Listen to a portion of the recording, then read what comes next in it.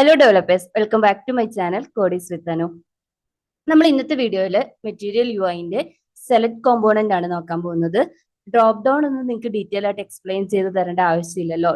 Select ഒക്കെ നമ്മൾ എപ്പോഴും ഇപ്പൊ HTML ആണ് ഒരു ബേസിക് ഫോംസിൽ തൊട്ട് എല്ലാ ആപ്ലിക്കേഷനിലും യൂസ് ചെയ്യുന്നതും ക്രിയേറ്റ് ചെയ്യുന്നതൊക്കെ കൺട്രോൾ അല്ലേ. അപ്പൊ എങ്ങനെയാണ് മെറ്റീരിയൽ യുഐയിൽ ഡ്രോപ്പ് ഡൗൺ ക്രിയേറ്റ് ചെയ്യുന്നത്, അതിന്റെ പ്രൊവൈഡ് ചെയ്യുന്ന പ്രോപ്പർട്ടീസ് ഫീച്ചേഴ്സ് ഒക്കെയാണ് ഡീറ്റെയിൽ ആയിട്ട് നോക്കാൻ പോകുന്നത്. സോ നമുക്ക് സ്റ്റാർട്ട് ചെയ്താലോ. ആസ് യൂഷ്വൽ ഞാൻ കോമ്പോണന്റ് ഫോൾഡറിന്റെ അണ്ടറിൽ MUI select.js എന്ന് പറഞ്ഞിട്ട് ഒരു ഫയല് ക്രിയേറ്റ് ചെയ്തിട്ടുണ്ട്. അതിൽ RIFC സ്നിപ്പെറ്റ് യൂസ് ചെയ്തിട്ട് ഒരു ഫങ്ഷണൽ കോമ്പോണന്റ് ക്രിയേറ്റ് ചെയ്തിട്ടുണ്ട്.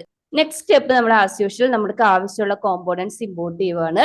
സെലക്ട് ക്രിയേറ്റ് ചെയ്യാൻ വേണ്ടിയിട്ട് സെലക്റ്റും മെനു ഐറ്റം ഈ രണ്ട് കോമ്പോണന്റ് വേണം. അതായത് ഇപ്പൊ നമ്മൾ സെലക്ട് ബോക്സ് HTML ക്രിയേറ്റ് ചെയ്യുന്ന സമയത്ത് സെലക്ട് കഴിഞ്ഞാൽ അതിന്റെ അകത്ത് വാല്യൂസും ടെക്സ്റ്റും സെറ്റ് ചെയ്യുന്നത് ഓപ്ഷൻ എന്ന് പറഞ്ഞിട്ടുള്ള ആ ഒരു കൺട്രോളിന്റെ അകത്തല്ലേ. ഇവിടെ നമ്മൾ ടെക്സ്റ്റും വാല്യൂസും സെറ്റ് ചെയ്യുന്നത് മെനു ഐറ്റം എന്ന് പറഞ്ഞ കോമ്പോണന്റ് അകത്താണ്. ഇനി ഇവിടെ ബോക്സ് എന്ന് പറഞ്ഞ കോമ്പോണന്റ് യൂസ് ചെയ്തിട്ടുണ്ട്. അത് എന്താന്ന് ഡീറ്റെയിൽ ആയിട്ട് ഞാൻ ആ ഒരു കോമ്പോണന്റ് എത്തുമ്പോൾ പറയാം. ഇപ്പൊ ഞാൻ ജസ്റ്റ് ഒരു അലൈൻമെന്റിന് വേണ്ടിയിട്ട് ഇപ്പൊ നമ്മൾ ഫോം ഒക്കെ യൂസ് ചെയ്യുന്ന പോലെ അല്ലെങ്കിൽ സ്റ്റാക്ക് ഒക്കെ യൂസ് ചെയ്യുന്ന പോലെ ഒരു അലൈൻമെന്റിന് വേണ്ടിയിട്ട് ജസ്റ്റ് കൊടുത്തതേ ഉള്ളൂ. നിങ്ങൾക്ക് യൂസ് ചെയ്തില്ലെങ്കിലും കുഴപ്പമില്ല കേട്ടോ.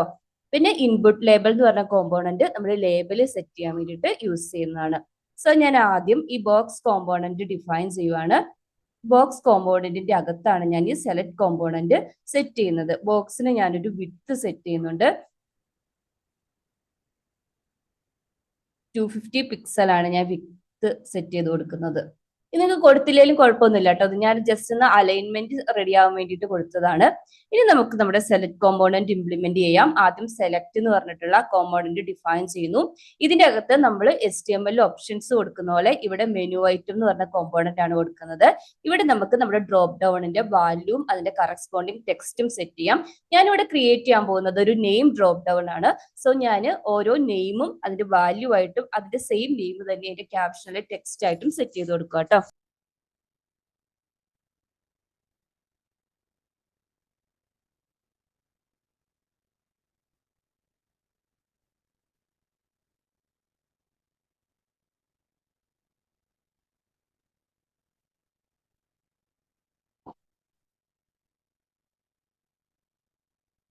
സോ ഞാൻ എന്റെ ഡ്രോപ്പ് ഡൗണിൽ ഒരു 6 ഐറ്റം ആഡ് ചെയ്തിട്ടുണ്ട്. അടുത്ത ഞാൻ ചെയ്യാൻ പോകുന്നത് യൂസ് സ്റ്റേറ്റ് ഹുക്ക് യൂസ് ചെയ്തിട്ട് ഒരു സ്റ്റേറ്റ് പ്രോപ്പർട്ടി ക്രിയേറ്റ് ചെയ്യുവാണ്. അതായത് യൂസർ ഒരു ഡ്രോപ്പ് ഡൗണിൽ നിന്ന് ഒരു വാല്യൂ സെലക്ട് ചെയ്യുമ്പോൾ അതിന്റെ വാല്യൂ കറക്റ്റ് ആയിട്ട് ക്യാച്ച് ചെയ്യാൻ വേണ്ടിയിട്ട് ഫസ്റ്റ് യൂസ് സ്റ്റേറ്റ് ഹുക്കിനെ ഇമ്പോർട്ട് ചെയ്യുവാണ്. നിങ്ങൾക്ക് ഹുക്ക് എന്താണെന്ന് അറിയില്ല എന്നുണ്ടെങ്കിൽ നമ്മുടെ റിയാക്ട് ഹുക്ക് വീഡിയോ ചെക്ക് ചെയ്താൽ മതി കേട്ടോ. ഇതൊക്കെ ഈ റിയാക്ട് പ്രൊവൈഡ് ചെയ്യുന്ന ബിൽറ്റ് ഇൻ ഹുക്ക് ആണ്. നെക്സ്റ്റ് ഞാനൊരു സ്റ്റേറ്റ് പ്രോപ്പർട്ടി ക്രിയേറ്റ് ചെയ്യുവാണ്. യൂസർ നെയിം എന്നാണ് പ്രോപ്പർട്ടി നെയിം സെറ്റ് ചെയ്യുന്നത്. അതുപോലെ സെറ്റ് നെയിം എന്ന് പറഞ്ഞിട്ട് അതിന്റെ ഫംഗ്ഷനും സെറ്റ് ചെയ്യുന്നു. യൂസ് സ്റ്റേറ്റ് ഹുക്കിനെ കോൾ ചെയ്യുവാണ്. ഇനി ഇതിന്റെ വാല്യൂ ആയിട്ട് ഇപ്പൊ നമ്മൾ സെറ്റ് ചെയ്ത് കൊടുത്തിരിക്കുന്ന യൂസർ നെയിം കൊടുക്കുന്നു. അതേപോലെ ഓൺ ചേഞ്ച് ഇവന്റിനെ ഇംപ്ലിമെന്റ് ചെയ്യുവാണ്. ഓൺ ചേഞ്ച് ഇവന്റിനെ കോൾ ചെയ്യുന്ന സമയത്ത് ഹാൻഡിൽ ചേഞ്ച് എന്ന് പറഞ്ഞ ഫംഗ്ഷനെയാണ് കോൾ ചെയ്യേണ്ടത്. സോ നമ്മൾ ഈ ഫംഗ്ഷൻ ഡിഫൈൻ ചെയ്യണം അല്ലെ. ഞാൻ ഒരു ആരോ ഫംഗ്ഷൻ ആയിട്ടാണ് ഈ ഫംഗ്ഷൻ ക്രിയേറ്റ് ചെയ്യുന്നത്. ഇതിന്റെ ആർഗ്യുമെന്റ് എന്തായിരിക്കും? നമ്മുടെ ഈ ഇവന്റ് ആയിരിക്കും അല്ലെ. സോ ഞാൻ സെറ്റ് നെയിം ഫംഗ്ഷനെ കോൾ ചെയ്തിട്ട് ടാർഗറ്റ് നെയിം സെറ്റ് ചെയ്ത് കൊടുക്കുന്നു. അപ്പൊ നമ്മൾ യൂസർ അപ്പൊ യൂസർ ഓരോ നെയിമും സെലക്ട് ചെയ്യുന്നതിനനുസരിച്ചിട്ട് ഈ കറസ്പോണ്ടിങ് യൂസർ നെയിം എന്ന് പറഞ്ഞിട്ടുള്ള ആ പ്രോപ്പർട്ടി സെറ്റ് ആയിക്കോളും. സോ ഞാൻ അതിന്റെ താഴെ ഈ കൺസോൾ ലോഗ് ചെയ്യുവാണ്. ഈ നെയിമിനെ ഒന്ന് യൂസർ നെയിമിനെ ഒന്ന് കൺസോൾ ചെയ്തിട്ടുണ്ട്. ഇനി നമ്മൾ പ്രീവിയസ് വീഡിയോയിൽ കണ്ട കൺട്രോൾസിന്റെ പ്രോപ്പർട്ടീസ് ഒക്കെ ഇല്ലേ, അതായത് കളർ സെറ്റ് ചെയ്ത് കൊടുക്കാം. ഞാനിവിടെ സെക്കൻഡറി ആണ് കൊടുക്കുന്നത്. അതേപോലെ സൈസ് സെറ്റ് ചെയ്ത് കൊടുക്കാം. ഞാനിവിടെ സ്മോൾ സൈസ് ആണ് സെറ്റ് ചെയ്ത് കൊടുക്കുന്നത്.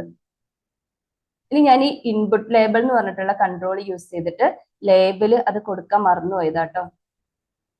യൂസർ നെയിം എന്ന് പറഞ്ഞിട്ട് ലേബിൾ സെറ്റ് ചെയ്ത് കൊടുക്കും.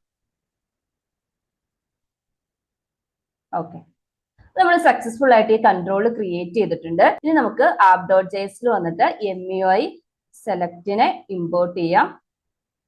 ബ്രൗസറിൽ വന്ന് ചെക്ക് ചെയ്ത് നോക്കാം.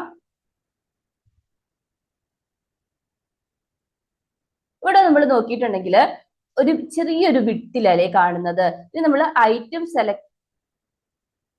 സെറ്റ് നെയിം സോറി, ഞാൻ എപ്പോഴും ചെയ്യുന്ന മിസ്റ്റേക്ക് പിന്നെയും റിപ്പീറ്റ് ചെയ്തിട്ടുണ്ട്. അതായത് അറേ ഡീസ്ട്രക്ചറിങ് ചെയ്യുന്നതിന് പകരം ഒബ്ജക്റ്റിന്റെ നൊട്ടേഷനായി യൂസ് ചെയ്തത്. സോറി കേട്ടോ. നമ്മൾ സെലക്ട് ചെയ്തിട്ടുണ്ടെങ്കിൽ ഇവിടെ ഞാൻ നേരത്തെ പറഞ്ഞ പോലെ ഇവിടെ വിഡ്ത്ത് ചേഞ്ച് ചെയ്യുന്നത് കണ്ടോ. അതായത് ഒരു കറക്റ്റ് വിഡ്ത്ത് അല്ല ഇവിടെ വന്നിരിക്കുന്നത്. നമ്മുടെ ഐറ്റം ചേഞ്ച് ആവുന്നതിനനുസരിച്ചിട്ടാണ് വിഡ്ത്ത് ചേഞ്ച് വരുന്നത്. ഇനി നിങ്ങൾക്കൊരു പ്രീ ഡിഫൈൻഡ് ആയിട്ടൊരു വിഡ്ത്ത് സെറ്റ് ചെയ്യണമെന്നുണ്ടെങ്കിൽ നമ്മൾ ഇതിന്റെ അതിന് വേണ്ടിയിട്ടാണ് ഞാൻ ഇവിടെ ബോക്സ് സെറ്റ് ചെയ്തത്. ബോക്സ് എന്ന് പറഞ്ഞ് കൊടുത്തിട്ടില്ല, 250 അല്ലേ വിഡ്ത്ത് സെറ്റ് ചെയ്തിരിക്കുന്നത്.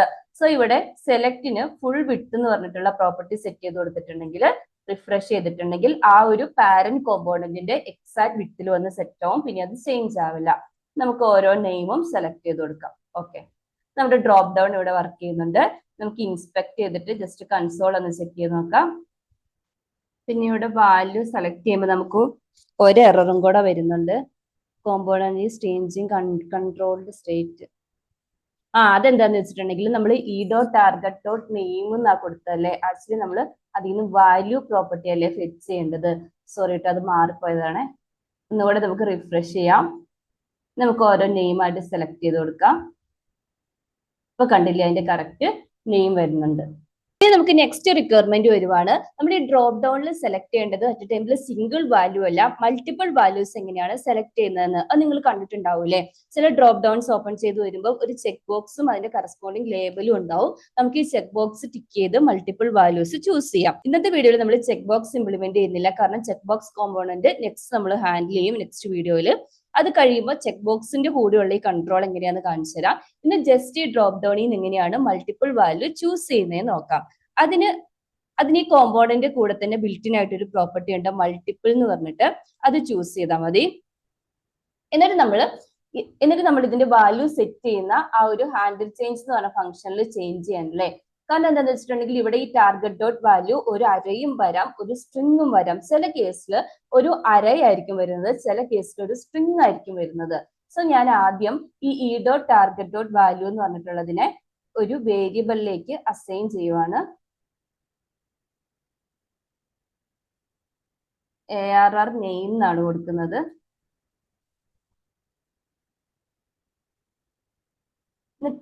ടൈപ്പ് ഓഫ് ഓപ്പറേറ്റർ ഇല്ലേ, ജാവാസ്ക്രിപ്റ്റിന്റെ ഡാറ്റ ടൈപ്പ് ചെക്ക് ചെയ്യുന്നേ, അത് യൂസ് ചെയ്തിട്ട് ഈ ARR നെയിമിന്റെ ടൈപ്പ് സ്ട്രിങ് ആണോ ചെക്ക് ചെയ്യുന്നു.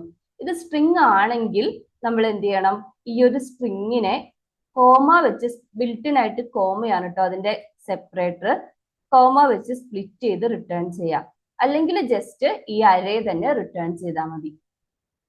ഇപ്പൊ നമ്മൾ എന്ത് ചെയ്യണം, യൂസ് സ്റ്റേറ്റ് ഹുക്കിന്റെ ഈ ഇനിഷ്യലൈസേഷൻ എംപ്റ്റി സ്ട്രിങ്ങിന് പകരം എംപ്റ്റി അരേ ആയിട്ട് സെറ്റ് ചെയ്ത് കൊടുക്കുക. ഇത്രയും ചെയ്താൽ മതി. നമുക്ക് ഒന്നും കൂടെ ചെക്ക് ചെയ്ത് നോക്കാം.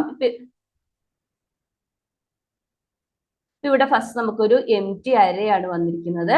നമ്മൾ വാല്യൂ ചൂസ് ചെയ്യാം. ഞാൻ മൾട്ടിപ്പിൾ വാല്യൂസ് ചൂസ് ചെയ്യുന്നതനുസരിച്ച് അരയിലേക്ക് കൺസോൾ സ്റ്റേറ്റ്മെന്റ് കണ്ടില്ലേ, ആഡ് ചെയ്ത് വരുന്നത്.